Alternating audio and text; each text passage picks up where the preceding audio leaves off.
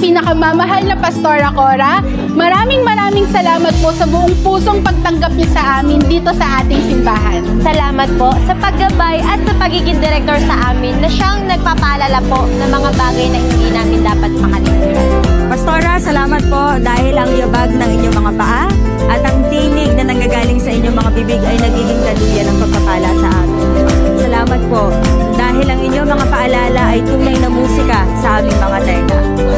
Thank you for reminding us to always have a childlike faith. Thank you for your guidance and prayers for the next generation. Maraming salamat po sa pagiging haligi na lagi kaming pinoproteksyonan sa aming panalangin. Maraming salamat po, Pastora, dahil sa bawat paalala mo sa amin ay nagsisilbing ilaw at gabay sa araw-araw naming landasin. Happy birthday,